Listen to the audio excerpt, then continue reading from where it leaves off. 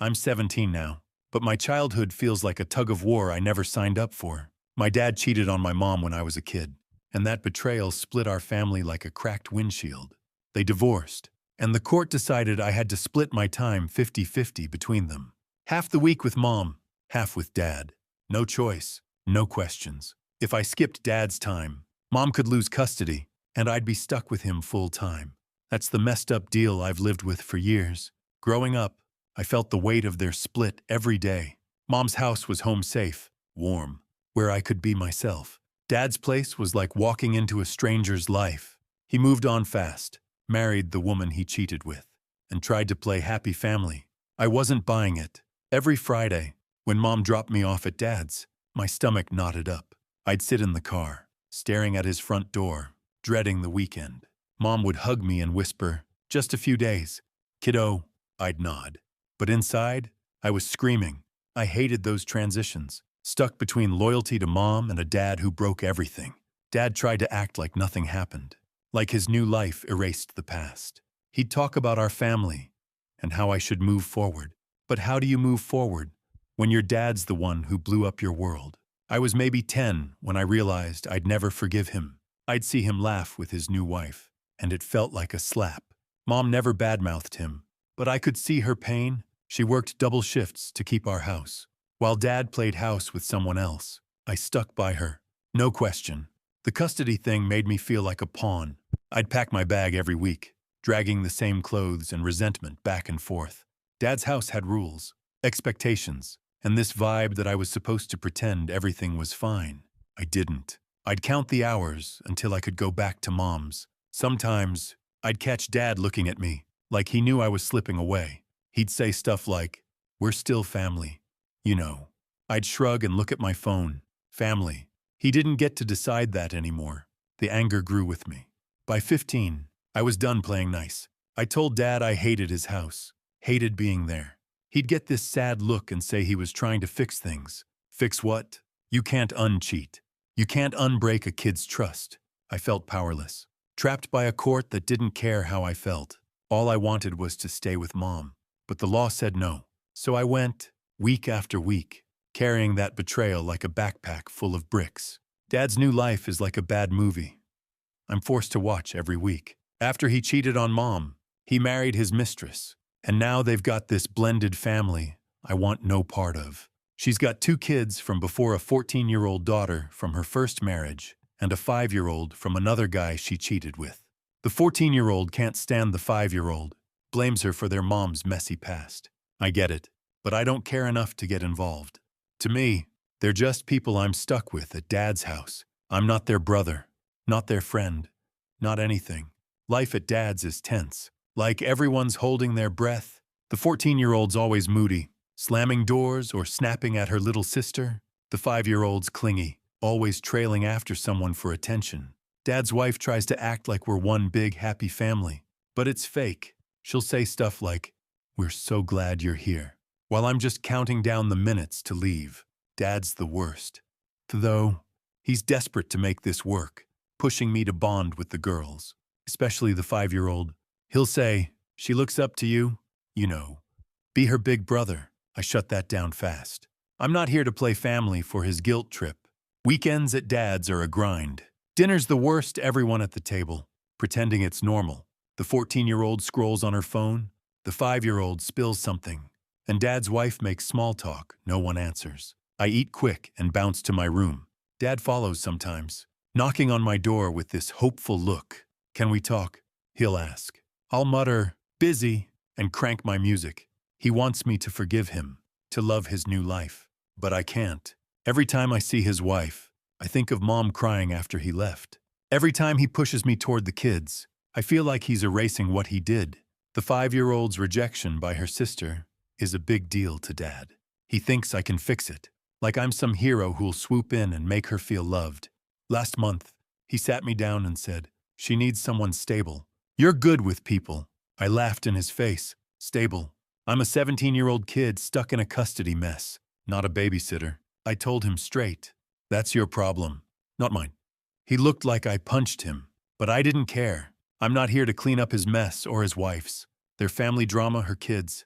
Their fights isn't my responsibility. I'm just serving my time until I'm 18 and free. Yesterday morning, I left Dad's house, ready to breathe again at Mom's. It was the start of her parenting time, and I was done with another tense weekend. I didn't know trouble was brewing until my phone rang a few hours later. Dad's name popped up, and I almost ignored it, but something made me answer. His voice was all panic, words tumbling out. "You gotta go back to the house," he said. "The 5-year-old's alone." I froze. Not sure I heard right. Here's what happened. Dad and his wife left for work, thinking the 14-year-old was watching her little sister. But the 14-year-old ditched, heading to a friend's house without telling anyone. Dad's wife got a text from the friend's parents saying the 14-year-old was there. Safe. That's when they realized the 5-year-old was home by herself. No one was watching her. No one was coming back soon. Dad was freaking out, begging me to go to his place and stay with her until his wife could leave work. "She's just a kid," he kept saying, like that had changed my mind. I didn't even think twice. "No," I said, flat out. "That's not my job." He tried to argue, saying it was an emergency, that I was close, that I could help. I cut him off. "Figure it out yourself." Then he tried calling Mom, thinking she'd make me go. She didn't. She told him it was his mess, not ours. I could hear him yelling through the phone. But I was done, hung up, and turned it to silent. Apparently, the 14-year-old wouldn't go back either. They tried calling her, texting, but she ignored them. So the 5-year-old was stuck alone for hours until Dad's wife finally left work to get home. When Dad got off, he blew up my phone. Texts, voicemails, all the same guilt trip. "How could you do this? She needed you. She's only a kid." I didn't answer. I didn't care about his anger or his sob story. And that house, those kids, their problems, they're not mine. I'm not the parent. He is. If he can't handle his own family, that's on him, not me. After I hung up on Dad, I sat on Mom's couch, staring at my phone as his texts kept coming.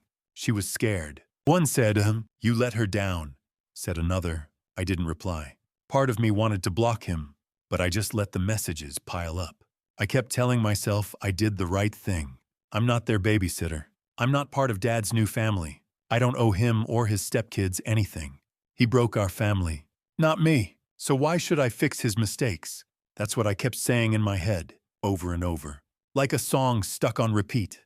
But there was this other thought, small and annoying, that wouldn't shut up. The 5-year-old, she's just a kid, stuck in that messy house with a sister who hates her and parents who can't get it together. I pictured her alone, maybe crying, wondering where everyone went. It sucked. I know it sucked. I'm not heartless. I've seen her trailing after her mom or clinging to Dad, looking for someone to notice her. She's not the problem. She didn't ask for any of this. But feeling bad for her doesn't mean I have to play hero. That's not my job, and I'm not going to let Dad guilt me into it. Still, that little thought made me wonder if I'm the bad guy here. I don't care what Dad thinks. His opinion stopped mattering when he cheated. But I keep circling back to that moment when I said no. Was I right to dig in my heels? Or did I screw over a kid who didn't deserve it? I don't know. I'm not losing sleep over it. But it's there, like a pebble in my shoe. I just want to be done with Dad's drama, to live my life without his voice in my head. So, am I the asshole for saying no? I need to know if I'm justified, or if I crossed a line I didn't see. It's been 2 days since I told Dad to handle his own mess, and the fallout's been loud. He called me again yesterday, voice all heavy, like he was trying to sound calm but was really just mad. "We need to talk about what happened," he said. "You left her alone." I laughed, short and sharp. "Me, I wasn't even there. That's on you and your wife." He started in about family and responsibility, how the 5-year-old was scared, and I could have helped. I cut him off. "I'm not her dad. You are." Then I hung up. He texted after, a long one about how I'm part of this family and need to step up. I didn't reply. I'm done with his lectures. Later, I talked to Mom about it.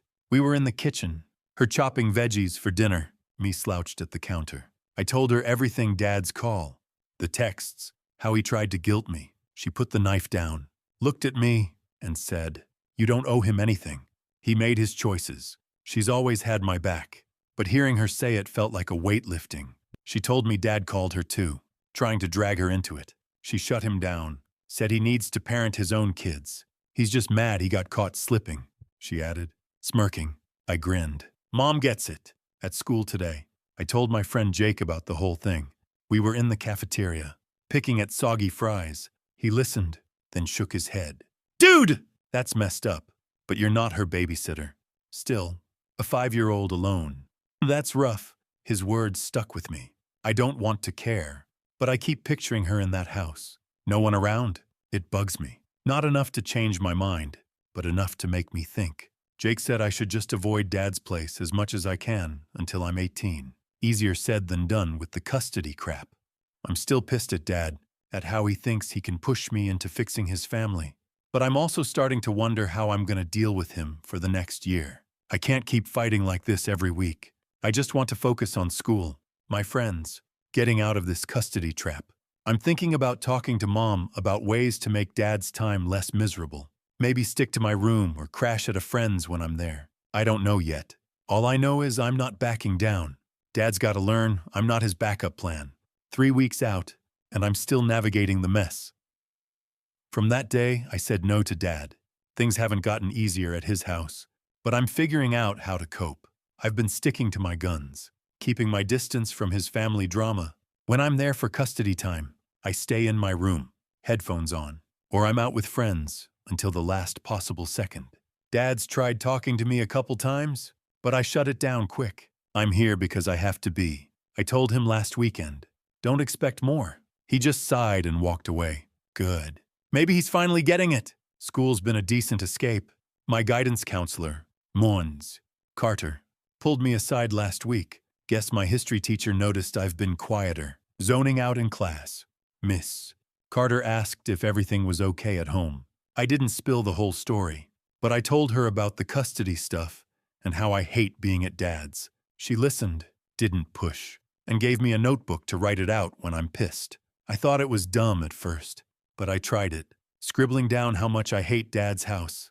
The 5-year-old's sad eyes. All of it helps a little. Like letting air out of a tire before it pops. Something weird happened last weekend at Dad's.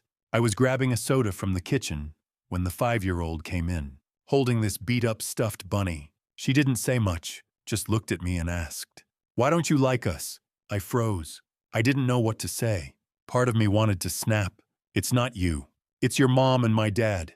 But she's just a kid. So I mumbled, "It's complicated," and left. It stuck with me. Though, she's caught in this mess, same as me. I don't want to be her brother, but I felt, I don't know, bad for her. Not enough to change how I act, but it's there. Dad's house is still a circus. The 14-year-old got grounded for ditching her sister that day, but she's still sneaking out, fighting with her mom. Dad and his wife argue about it constantly, and I just stay out of it. I heard them talking about better childcare for the 5-year-old, so maybe they're learning. I doubt it'll fix much. Though, I'm just focused on making it to 18. I've been talking to Mom about what happens when I'm free from custody. She says I can stay with her full time. Maybe even look at colleges away from here. That's my light at the end of this tunnel. For now, I'm keeping my walls up, but that kid's question keeps echoing. Maybe I'm not as numb as I thought. It's been 2 years since I told Dad I wouldn't bail him out with his stepkid. And I'm 19 now, finally free from that 50-50 custody trap. Life's different better. I'm living with Mom, taking community college classes, and working part-time at a coffee shop. The court can't tell me where to go anymore, and that freedom feels like breathing for the first time in years. I don't see Dad much. Maybe a quick coffee at Christmas or a birthday text. It's distant, civil, and that's how I like it. I don't need his approval or his drama. Looking back, that day with the 5-year-old, she's 7 now, was a turning point. Even if I didn't see it then, I was so angry, so done with Dad's world, that saying no felt like taking my life back. I don't regret it. He and his wife were the ones who left a kid alone. Not me. I heard through Mom that they got better about childcare, hired a sitter for the 5-year-old, and stopped relying on the 14-year-old, who's 16 now and still a mess. From what I hear, good for them. I guess I don't keep tabs. I think about the 5-year-old sometimes. That question she asked me, about why I don't like them, stuck like gum on my shoe. I hope she's okay. Maybe finding her place in that chaotic house. I don't feel guilty, but I get that she's just a kid, stuck with parents who screw up. I'm not her brother, never will be. But I don't wish her harm. I just needed to protect myself. And I did. That's what matters. College and work keep me busy. And mom's my rock. We talk about everything, school, my plans. Even dad sometimes. She's proud I stood my ground. My friends, especially Jake, helped me see I wasn't the bad guy back then. I've let go of some of the anger, not because dad deserves it, but because I don't want to carry it forever. I'm building my own life now, one where I choose who's in it. Dad's part of the past, not my future. That day 2 years ago taught me I could say no and mean it. I'm stronger for it. And I'm not looking back.